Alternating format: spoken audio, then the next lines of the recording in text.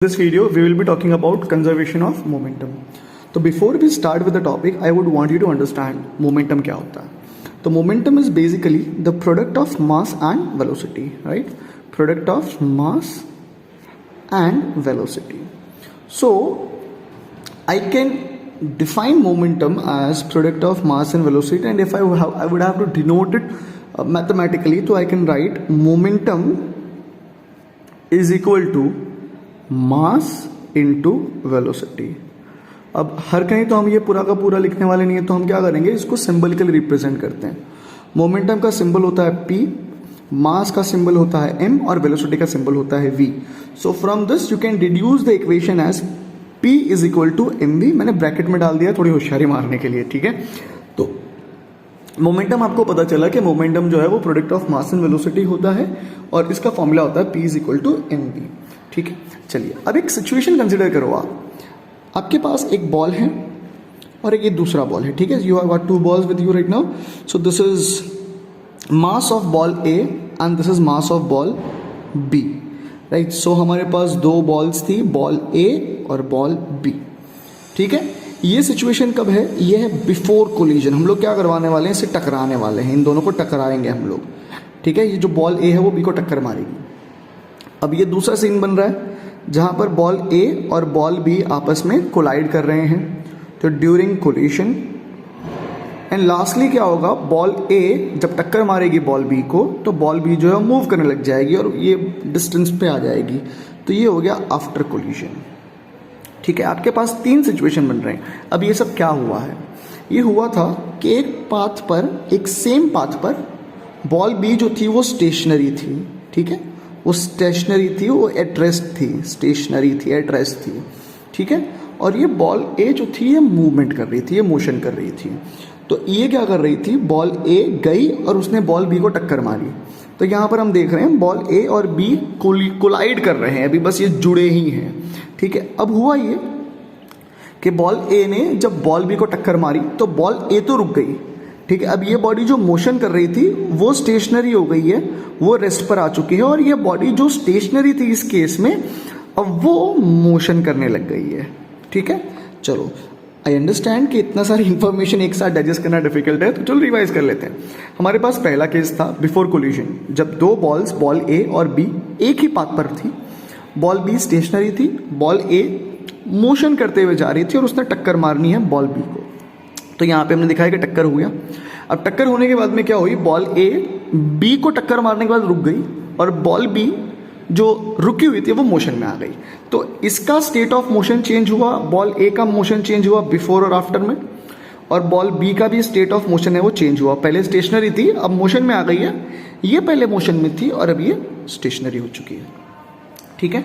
तो हम लोग क्या करते हैं, पहले बॉल ए के रिस्पेक्ट में समझते हैं और फिर यहाँ पर बॉल बी के रिस्पेक्ट में समझेंगे. The mass of ball A is represented as m of A, ठीक है.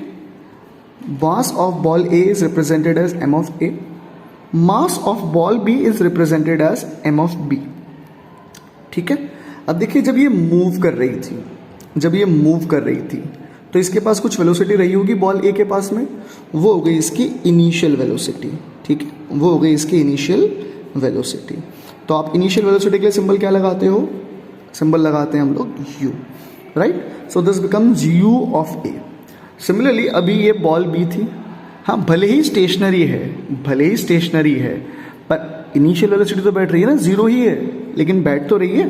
तो यहाँ पर क्या लग गया, initial velocity of ball b. So what you would represent it as, you will represent it as u of b, right. थोड़ा सा मैं ब्राइटनेस कम कर देता हूँ, ओके, ठीक है. चलिए ऑलराइट.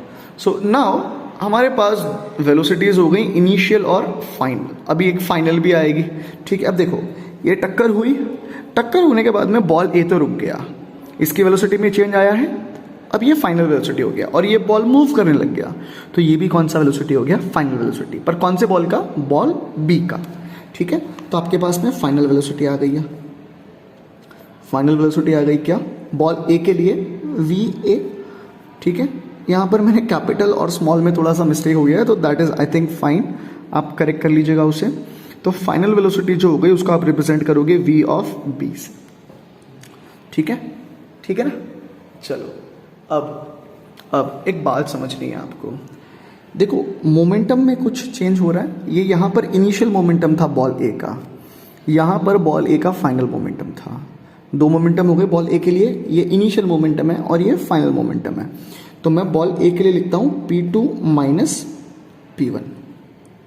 ठीक है, this is for ball A, right. उसी तरीके से बॉल बी, उसके मोमेंटम में कुछ बदलाव आ रहा है क्या? पहले ये स्टेशनरी था, अब ये मूव करने लग गया, तो इसके मोमेंटम में बदलाव आ रहा है। हाँ जी आ रहा है। अब मोमेंटम कैसे फाइंड करते हैं हम लोग? चेंज इन मोमेंटम कैसे फाइंड करेंगे? ये मैंने जो P2 माइनस P1 लिखा है ये क्या है? ये है चेंज इन मोमेंटम। तो change in momentum is equal to P2 minus P1।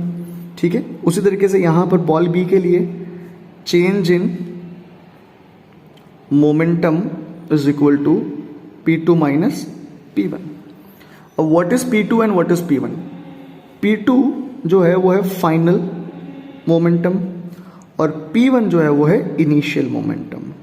ये दोनों ही के लिए वैलिड कर रहा है। बॉल ए के लिए भी P2 फाइनल था और बॉल B2 के बॉल बी के लिए भी P2 फाइनल ही था। P1 इनिशियल रहेगा दोनों के लिए। ठीक है, अब हमारे पास एक रिलेशनशिप आती है न्यूटन के थर्ड लॉ से।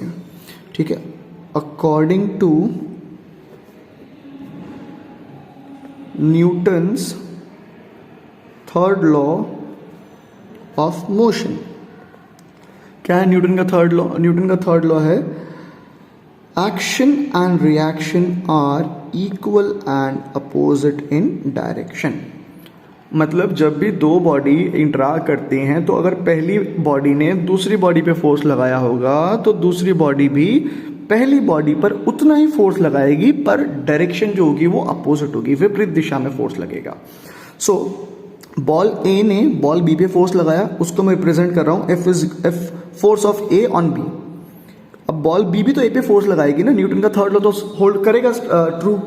तो force of ball B on A, but क्योंकि डायरेक्शन अपोजिट था इसलिए मैंने यहां पे माइनस ले लिया। ठीक है, अब आपको एक रिलेशनशिप ध्यान में रख के रखनी है, which is force is equal to rate of change of momentum. ठीक है, रेट आ गया है बेटा, रेट आ गया मतलब आप क्या लिख सकते हो?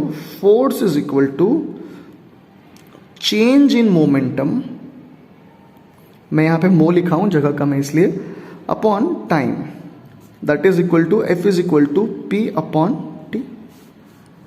बराबर है। ये चेंज इन मोमेंटम क्या था? पी ही तो था। ये चेंज इन मोमेंटम क्या था? पी ही तो था। तो force of ball A on B को मैं कैसे लिखूंगा? P2 minus P1 upon T. Here also I will write minus P2 minus P1 upon T. देखो ये माइनस कहाँ से आया है? ये वाला आया है इस इक्वेशन से, और ये माइनस आया है यहाँ से न्यूटन के थर्ड लॉ से। ठीक है, P2 क्या था? P2 होता है फाइनल मोमेंटम। P2 क्या होता है? Final momentum.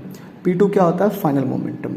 अब फाइनल मोमेंटम कैसे फाइंड करेंगे हम लोग? Final momentum is m into v, और इनिशियल मोमेंटम क्या होता है बच्चों? इनिशियल मोमेंटम होगा m इंटू यू। इसके लिए इनिशियल वेलोसिटी क्या थी? u थी। यहाँ पे रुक गया तो इनिशियल फाइनल वेलोसिटी क्या हो गई? v हो गई। तो ये इनिशियल मोमेंटम था, तो यहाँ पे आप क्या लिखोगे? m ऑफ a और u ऑफ a। ये रुक गई, फाइनल हो गया, तो m of a v of a। ठीक है ना, ये इसका फाइनल मोमेंटम हो गया, ये इनिशियल मोमेंटम हो गया। उसी तरीके से बॉल बी के लिए इनिशियल मोमेंटम क्या हो गया? m ऑफ b और u ऑफ b, ये इनिशियल मोमेंटम हो गया। और फाइनल मोमेंटम क्या हो गया? m of b and v of b। अब चेंज कब फाइंड करते हैं हम लोग? चेंज कैसे फाइंड करते हैं? फाइनल माइनस इनिशियल करते हैं हमेशा। कभी भी इनिशियल माइनस फाइनल नहीं होता है, फाइनल माइनस इनिशियल होगा। ठीक है, तो ये आपका फाइनल मोमेंटम था minus initial momentum of ball A. तो ये दोनों जो मोमेंटम है ये बॉल ए का है, और ये दोनों जो मोमेंटम है ये बॉल बी के हैं। तो हम लोग क्या करेंगे? पहले बॉल ए की बात कर रहे हैं तो P2 लिखेंगे हम लोग। P2 क्या था? बॉल ए का फाइनल वाला ये रहा, तो MA upon T is equal to minus P1 क्या है? ये है। ठीक है, MA UA upon T is equal to, ठीक है ना, P2 माइनस P1 किया था ना, ये P2 है और ये P1 है। अब क्या करेंगे, अपॉन टी कर दिया, अरे ये एक ही लिख दो इसको, ये पूरा को काट करके एक टी कर दो, ठीक है, एक टी करो, ठीक है। I am sorry for this, it looks messy right now, but please try to understand this. Okay, now come to this, ये P2 हो गया और ये P1 हो गया बॉल B का।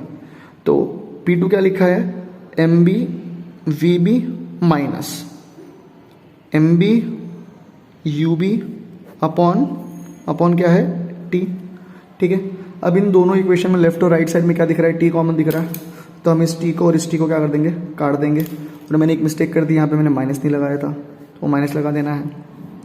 अब इसको काटने के बाद में जो इक्वेशन मिलेगा वो कुछ ऐसा होगा, MA VA minus MA UA is equal to minus MB VB minus MB UB, बराबर है ना। अब आपको क्या करना है, आपको इंश्योर करना था, हाँ एक और चीज़ देखो, ये माइनस माइनस क्या है, माइनस इंटू माइनस प्लस हो जाएगा, ये साइन प्लस हो गया। अब आपको इंश्योर करना था कि ये जो इक्वेशन आपको मिला है उस इक्वेशन में कोई भी टर्म नेगेटिव ना रहे। बट मैं क्या देख पा रहा था इस इक्वेशन में, एक तो ये वाला टर्म और दूसरा ये वाला टर्म नेगेटिव हो जा रहा है। तो मैं क्या करना चाहूँगा, मैं इस टर्म को पॉजिटिव बना दूंगा। तो how can I make this term positive, by flipping their sides. तो अगर मैं इसे यहाँ पर ले जाता हूँ और इसे यहाँ पर ले आता हूँ, तो ये नेगेटिव साइन जो है वो चेंज हो जाता है, क्योंकि जब भी आप साइड्स चेंज करवाते हो तो साइन बदली हो जाता है। अगर ये नेगेटिव था, इधर लाएंगे तो पॉजिटिव हो जाएगा, और अगर इस पॉजिटिव को यहाँ पे लेके आ गए तो नेगेटिव हो जाएगा, ठीक है। तो now I can write this whole equation as MA VA, ये तो ऐसा ही रहा है, इसको तो चेंज किया नहीं है, इसको उठा के यहाँ पर लेके आ जाए, माइनस MB, अरे माइनस है तो प्लस हो जाएगा, MB VB is equal to MB UB plus MA UA, right.